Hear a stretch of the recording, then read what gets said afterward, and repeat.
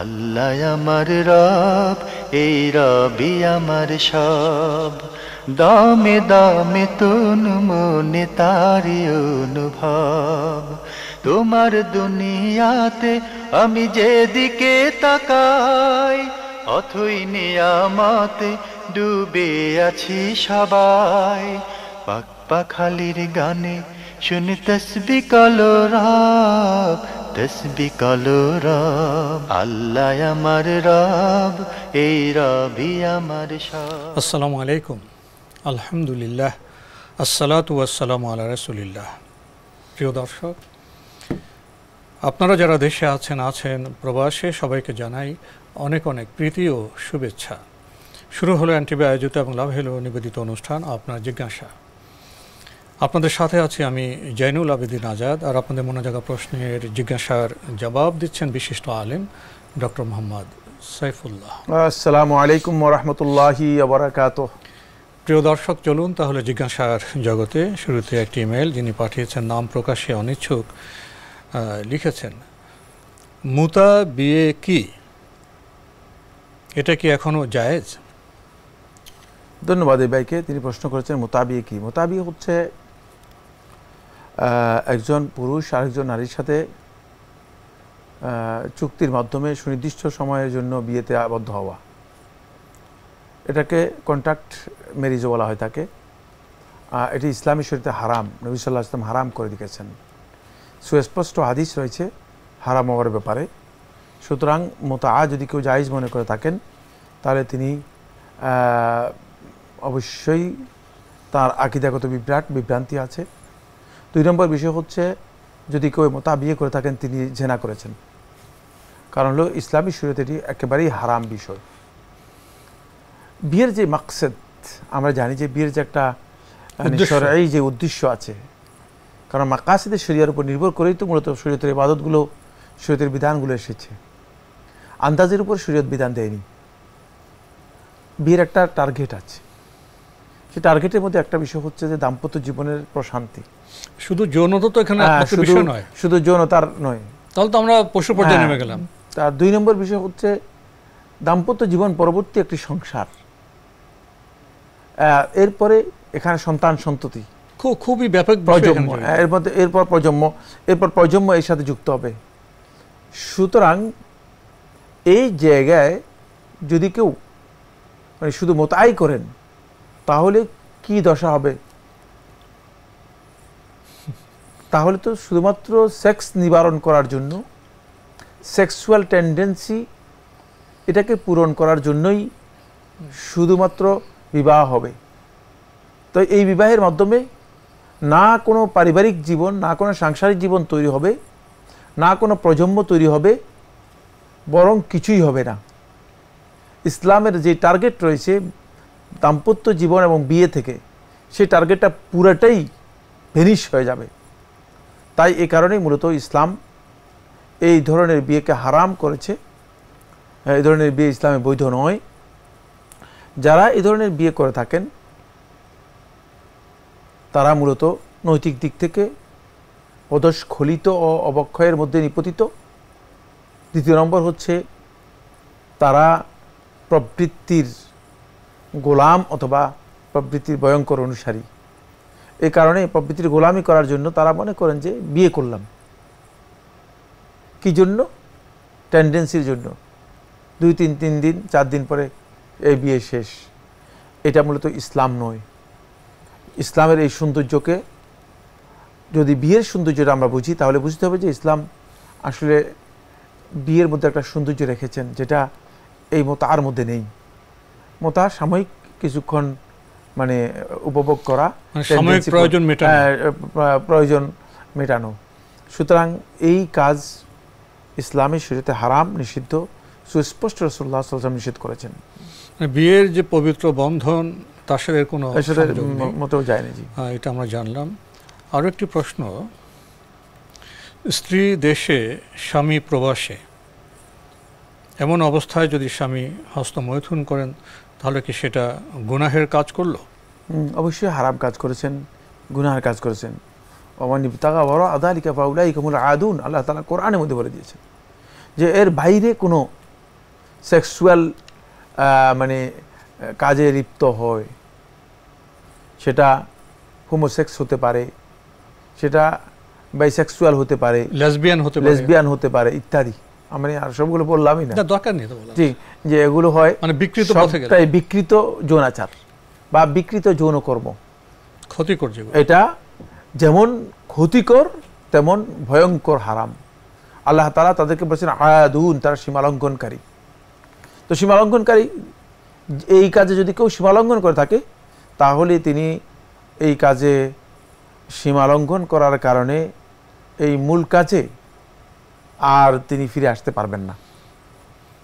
এই জন্য সীমালঙ্ঘনকারী কাজ থেকে যখন সীমালঙ্ঘন করে যায় তখন সে আর ওই কাজের জন্য উপযুক্ত থাকে না।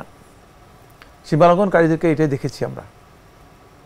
ফলে দেখা যাচ্ছে পরবর্তী সময় তারা পারিবারিক জীবনে, দাম্পত্য জীবনে সুখী হয় না, দাম্পত্য জীবনটা তাদের ধ্বংস হয়ে যায়, অসুখী হয়ে যায়। জি, আমরা খুবই গুরুত্বপূর্ণ বিষয়ে অবগত হলাম। প্রিয় দর্শক, আরও একটি ইমেল পাঠিয়েছেন রেজাউর রহমান, লিখেছেন, হযরত মুহাম্মদ মুস্তাফা সাল্লাল্লাহু আলাইহি ওয়াসাল্লাম নাকি বলেছেন, কেউ যদি দৈনিক 1000 বার দরুদ শরীফ পড়ে তবে নাকি জান্নাতে তার স্থান না দেখে মৃত্যু বরণ করবে না। এ তথ্য কি সঠিক? আর 1000 বার দরুদ পড়াটা তো সহজ ব্যাপার না, বিষয়টা একটু বুঝিয়ে বলবেন? না, প্রথম আপনার এই তথ্য সঠিক নয়, এটা মিথ্যা বর্ণনা। আমরা জানি যে হাদিসের নামে অনেক জাল জালিয়াতি হয়েছে। যেহেতু যখন প্রবৃত্তির অনুসারীরা অথবা বিভিন্ন দলগোষ্ঠীর যারা প্রচারকারী আছে, তারা যখন ইসলামের মধ্যে প্রবেশ করেছে, তারা নিজেদের সপক্ষে, নিজেদের চিন্তাধারার সপক্ষে, নিজেদের আনুকূল্যে মন গড়া প্রচুর কথা হাদিসের নামে চালিয়ে দিয়েছে, যেটা মুহাদ্দিসিনগণ পরবর্তীতে একেবারেই এটাকে কি বলা হয়, মানে চালনি দিয়ে সুন্দরভাবে বাছাই করে পরিষ্কার করে দিয়েছেন। এগুলো মিথ্যা হাদিস বলা হয় থাকে, অথবা জাল হাদিস, অথবা অত্যন্ত দুর্বল হাদিস বলা হয় থাকে। এই রেওয়ায়েতগুলো একেবারেই মিথ্যা, এগুলোর কোনো ভিত্তি নেই, এগুলো আমলযোগ্য নয়। মুহাদ্দিসিনগণ এই কাজটি করেছেন, কিয়ামত পর্যন্ত উম্মতের জন্য সবচেয়ে বড় একটি অবদান রেখে গেছেন। সেটা হচ্ছে যে হাদিসের মধ্যে জাল জালিয়াতি ঢুকে যাওয়ার পরে, মিথ্যা কথা এবং মনগড়া বক্তব্য ঢুকে যাওয়ার পরে সহিহ হাদিসগুলোকে আলাদা করায়, জাল জালিয়াতি যে হাদিসগুলোর মধ্যে করা হয়েছে বা মিথ্যা কথা যেগুলোর মধ্যে এসেছে সেগুলোকে আলাদা করে দিয়েছেন, যাতে করে আমরা সহিটা আমল করতে পারি। এই কাজটি, মহান কাজটি যারা করেছেন তারা এই উম্মতের সবচেয়ে বড় খেদমত করেছেন, যেটা পৃথিবীর ইতিহাসে একটি বিরল মানে কর্ম। যেভাবে তারা হাদিসগুলোকে যাচাই বাছাই করেছেন, যে পদ্ধতিতে যাচাই বাছাই করেছেন, এটি পৃথিবীর ইতিহাসে এই ধরনের কোনো কর্ম দুনিয়ার কোনো মানুষ, খুবই কঠিন, খুবই কঠিন, শুধুমাত্র আল্লাহ রাসূল সাল্লাল্লাহু আলাইহি ইসলামের বক্তব্যগুলোকে আলাদা করে বের করে নিয়ে আসার জন্য করা, এটা খুব সহজ বিষয় ছিল না। কিন্তু আল্লাহ তাআলা এই উম্মতের একদল আলেমকে, একদল যোগ্য লোককে, একদল আহলে হাদিসকে আল্লাহ তাআলা সে মর্যাদা দিয়েছেন, সে সম্মান দিয়েছেন, সে মেধা এবং শক্তি দিয়েছেন। এত মেধা শক্তি ছিল যে এক একজনের মানে হাজার হাজার মানে লোকের জীবনী মুখস্থ ছিল। এগুলো তো আসলে অকল্পনীয়, মানে দৃঢ় ঈমান ছাড়া তো সম্ভব না। সুতরাং এই যে বিষয়টি, এই বিষয়টি এই কারণেই সম্ভব হয়েছে যেহেতু আল্লাহ তাআলা চেয়েছেন যে এই দিনকে আল্লাহ সুবহানাহু ওয়া তাআলা কিয়ামত পর্যন্ত সত্যিকার আল্লাহর বান্দাদের জন্য আল্লাহ রাব্বুল আলামিন হেফাজত করবেন। এই জন্য সেই হেফাজত করেছেন, ফলে এই আল্লাহ সুবহানাহু ওয়া তাআলা মানে তাদের মাধ্যমে এই কাজটি করেছেন। এই জন্য জাল জালিয়াতি যেগুলো করা হয়েছে সেগুলো সম্পূর্ণ আলাদা করে দেওয়া হয়েছে। এখানে প্রসঙ্গত একটি বিষয় বলবো, সেটা হচ্ছে এই, মানে আজকের এই দিনে কোনো ব্যক্তি মানে একটা সহিহ হাদিসও নিজে তৈরিও করতে পারবে না, আবার একটা জাল হাদিসও তৈরি করতে পারবে না। সহিহ হাদিসের যে ভাষা, যারা অভিজ্ঞ তারা ভাষা দেখলে বুঝতে পারে যে এটা হাদিস না। মানে এখানে মানে এটাই হচ্ছে সবচেয়ে বড় চ্যালেঞ্জ। মানে আমি যে কথাটা বললাম, এটা হচ্ছে গোটা বিশ্ববাসীর কাছে, বিশেষ করে যারা হাদিসকে অস্বীকার করে থাকে, মিথ্যাচার করে থাকে দ্বীনের নামে, রাসূলুল্লাহ সাল্লাল্লাহু আলাইহি ওয়াসাল্লাম হাদিসকে অস্বীকার করে যারা, তাদেরকে চ্যালেঞ্জ করছি যে আজকের এই দিনে পৃথিবীর একজন ব্যক্তি যদি তার সর্বোচ্চ মেধা দিয়ে চেষ্টা করে একটা সহিহ হাদিসও তৈরি করতে পারবে না, আর একটা জাল হাদিসও কি করতে পারবে না, তৈরি করতে পারবে না, অসম্ভব। মানে রাসূল ইসলামের এমন ভাবে এগুলো ব্যাখ্যা করে দেওয়া হয়েছে, শব্দগুলো যে গ্রথিত হয়েছে, বিন্যাস হয়েছে, এটার আপনার এটার যে আপনার রূপ মেজাজ যে আলাদা। আপনার এখানে এখন তো একটা শব্দ বেরও করা যাবে না, আবার একটা শব্দ ঢুকানো যাবে না। অভিজ্ঞজন তারা কিন্তু হাদিসের ভাষা বাক্য গঠন দেখলে বুঝে যে এটা হাদিস নয়, এটা হাদিস, মানে এতটাই মানে বৈশিষ্ট্যমণ্ডিত। তো আমরা তো সে বিষয়ে বেশি আলোচনা করতে পারবো না, আমার প্রশ্নই যাই। জি, আরও একটি প্রশ্ন ইমেল পাঠিয়েছেন রামিনুল ইসলাম, লিখেছেন বাজারে তো অ্যালকোহল মিশ্রণ ছাড়া পারফিউম পাওয়া দুরূহ, এইসব অ্যালকোহল মিশ্রিত পারফিউম কি ব্যবহার করা যাবে? ধন্যবাদ এই ভাইকে। প্রথম কথা হচ্ছে আপনি যে বলেছেন বাজারে অ্যালকোহল মুক্ত পারফিউম পাওয়া দুরূহ, না, এই দুরূহ নয়, দুরূহ শব্দটি বাদ দেন, দুরূহ শব্দটি এখানে আসবে না। পাওয়া যায়, আপনি একটু চেষ্টা করলেই পাবেন, পাবেন না এই কথা আমি বলছি না।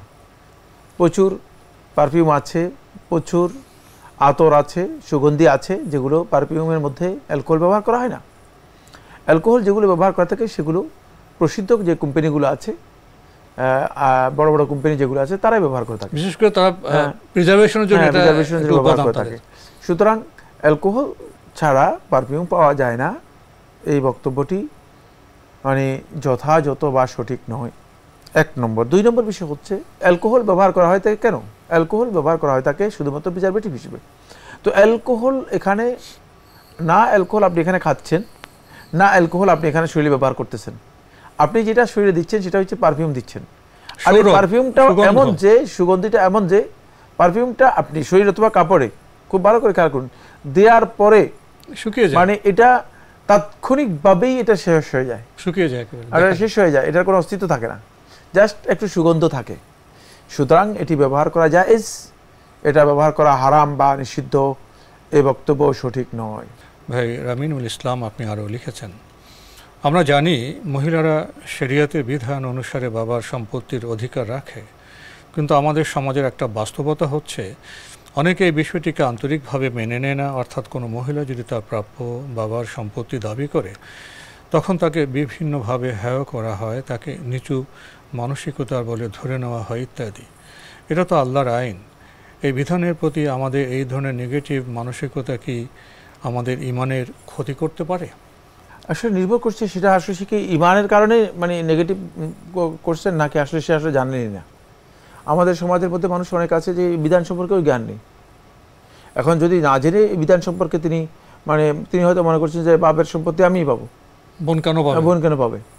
যদি এমন জাহিল হয়ে থাকে তাহলে তো ইমানের সাথে সম্পৃক্ত বিষয় না।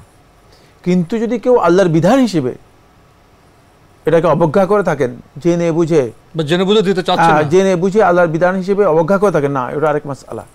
জেনে বুঝে আল্লাহর বিধান অবজ্ঞা করেন, এই অর্থে এই কথা বলেন যে আল্লাহ তাআলা মানে সম্পদটা বন্টন করেছেন, মেয়েদেরকে দিল কেন? প্রশ্ন উত্থাপন করে, তাহলে সেই ব্যক্তি অবশ্যই তার ঈমান নষ্ট হয়ে যাবে, কোন সন্দেহ নেই। কিন্তু যদি কোনো ব্যক্তি গোলামি করেন নিজের স্বার্থের জন্য, না দিয়ে থাকেন, তাহলে তার ঈমান নষ্ট হবে না। জুলুম করলো, অনেক বড় অপরাধ করলো, তো জালেমের যে অপরাধ আছে সে অপরাধ হিসেবে সে অপরাধী হবে, এবং আল্লাহ তাআলার কাছে জুলুমের অপরাধের কারণে সে শাস্তিপ্রাপ্ত হবে, কোনো সন্দেহ নেই। এটা কবিরা গুনাহ হবে। দুইটা এক জিনিস নয়, খেয়াল রাখতে হবে যে একটা হচ্ছে বিধানকে অস্বীকার করা, বিধানের সাথে ঠাট্টা তামাশা করা, আর একটা হচ্ছে বিধান পালন না করা, হক না দেওয়া, জুলুম করা। দুইটা ভিন্ন জিনিস। যদি জুলুম করে থাকে তাহলে তার ঈমান নষ্ট হয়ে যাবে বা ঈমান ক্ষতিগ্রস্ত হবে তা নয়, বরং সে জুলুম করার কারণে অপরাধী হিসেবে কবিরা গুনাহকারী অবশ্যই অপরাধী বিবেচিত হবে। আমরা জানলাম মহিলাদের বাবার সম্পত্তিতে যে অধিকার আছে, যা তাদের প্রাপ্যতা আমাদের দিতে হবে। আরও লিখেছেন আমাদের সমাজে বিবাহপূর্ব সম্পর্ক অর্থাৎ বয়ফ্রেন্ড গার্লফ্রেন্ড সম্পর্ক খুবই স্বাভাবিক হয়ে গেছে এখন। এমন অবস্থা যে বয়ফ্রেন্ড বা গার্লফ্রেন্ড যার নেই তাকে খ্যাত মনে করা হয়, তার যোগ্যতা নিয়ে প্রশ্ন করা হয়।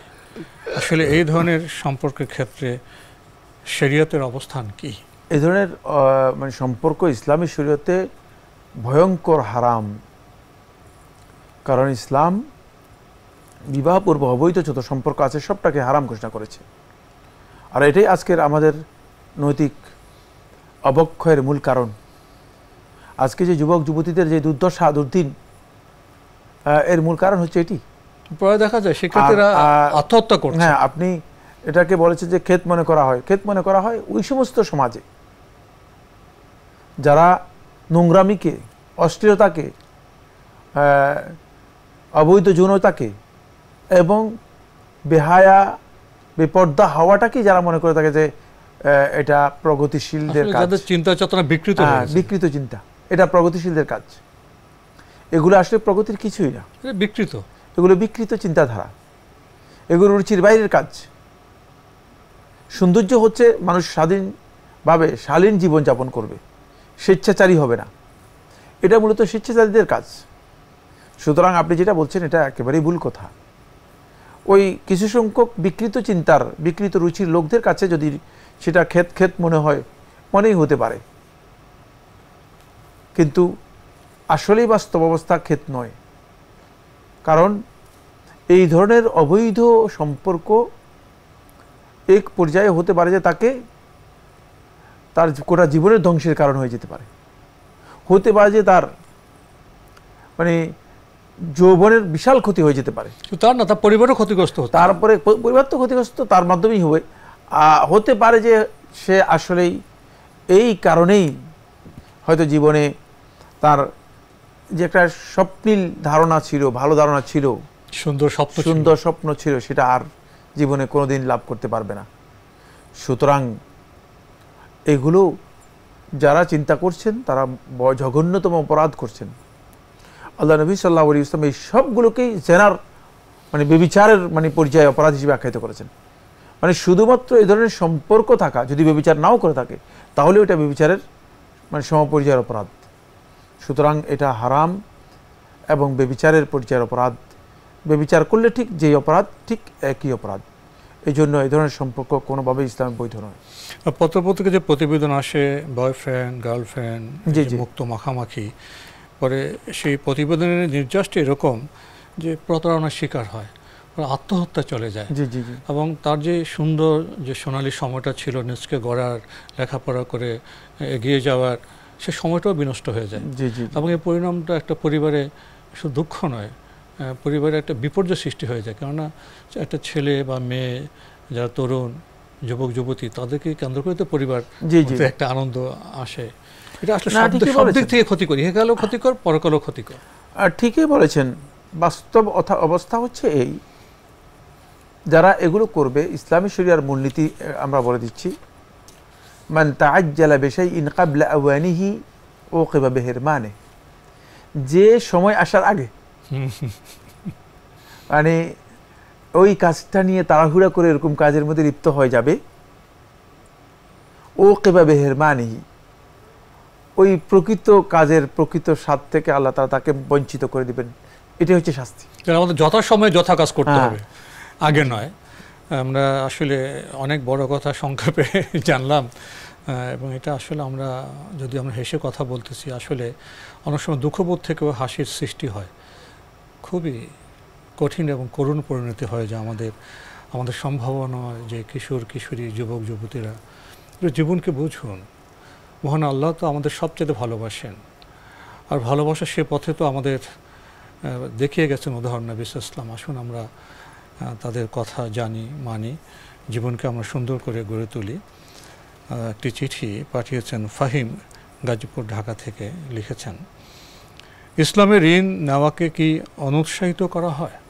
ধন্যবাদ ভাইকে, খুবই গুরুত্বপূর্ণ প্রশ্ন করেছেন। হ্যাঁ, ঋণ গ্রহণ করা অথবা ঋণ নেওয়া ইসলামে উৎসাহিত করা হয়নি। শুধুমাত্র প্রয়োজন যদি কোনো ব্যক্তি দেখা দেয়, ঋণ ছাড়া তার কোনো উপায় নেই, তখন তিনি ঋণ গ্রহণ করবেন।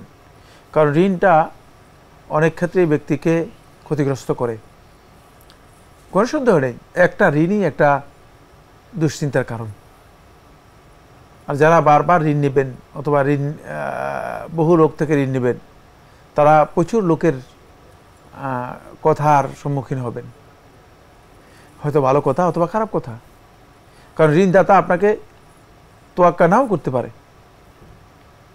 ঋণদাতার জন্য বৈধ, সে কোনো একটা কথা বলে দিতে পারে যে ঋণ টাকা দিচ্ছেন না কেন ভাই, সম্মানহানি করতে পারে। এই জন্য ইসলাম কোনোভাবেই এটা উৎসাহিত করে নাই। কিন্তু মানুষের প্রয়োজন, মানুষ যদি ঋণ করতেই হয় তাহলে ঋণ করা ছাড়া উপায় নেই, কারণ প্রয়োজন তো মেটাতে হবে। এখন আমি যদি বলি যে ঋণ করবেন না, তাহলে আপনার প্রয়োজন আপনি মেটাবেন কীভাবে যদি কোনো কারণে আপনি ঋণ ছাড়া না পারেন? এই জন্য আমরা শেষ করতে হবে। এই জন্য আমাদের ঋণ করাটা, প্রয়োজন দেখা দিলে আমরা ঋণ করব, প্রয়োজনটুকুর মধ্যেই সীমাবদ্ধ থাকার চেষ্টা করব। অনেকে আছে ঋণ করেন, ঋণ করে বাহাদুরি করেন, ঋণ করে অপচয় করেন। এই কাজটি ইসলাম মোটেও সাপোর্ট করে না। একদিকে তো অপচয় হারামই, অপরদিকে আপনি মানে ঋণ করে অপচয় করেছেন, সুতরাং আপনি দুটি খারাপ কাজের সাথে সম্পৃক্ত হয়ে যাচ্ছেন। তো আজকে আমাদের এখানেই শেষ করতে হচ্ছে। আপনাকে অনেক ধন্যবাদ। আপনাকে অনেক ধন্যবাদ। প্রিয় দর্শক, আমরা দেখছিলাম এনটিভি আয়োজিত আমুল হেলো নিবেদিত অনুষ্ঠান আপনার জিজ্ঞাসা। আমাদের অনুষ্ঠান আপনারা এনটিভি অনলাইনেও দেখতে পারবেন, ভিজিট করুন www.ntvbd.com। এছাড়া ইউটিউবে এবং আমাদের ভেরিফাইড ফেসবুক পেজে অনুষ্ঠান দেখতে পারবেন। ইসলাম ঋণ গ্রহণকে উৎসাহিত করে না, তবে বাস্তব প্রয়োজনে যদি ঋণ নেওয়া দরকার হয় সেটা নেওয়া যেতে পারে, তবে ঋণ নেওয়াকে উৎসাহিত করা হয়নি। এই বিষয়টিকে আমাদের বুঝতে হবে, তাৎপর্য আমাদের উপলব্ধি করতে হবে। চিঠি লিখুন, প্রশ্ন পাঠান আমাদের ঠিকানায়। মহান আল্লাহ আমাদের সবাইকে নিরাপদে রাখুন, রাখুন শান্তিতে। আসসালামু আলাইকুম। আল্লাহ আমার রব, এই রবি আমার সব, দামে দামে তন মনে তারি অনুভব। তোমার দুনিয়াতে আমি যেদিকে তাকাই, অথই নিয়ামতে ডুবে আছি সবাই। পাক পাখালির গানে শুনি তসবিহ কলরব, তসবিহ কলরব। আল্লাহ আমার রব, এই রবি আমার সব।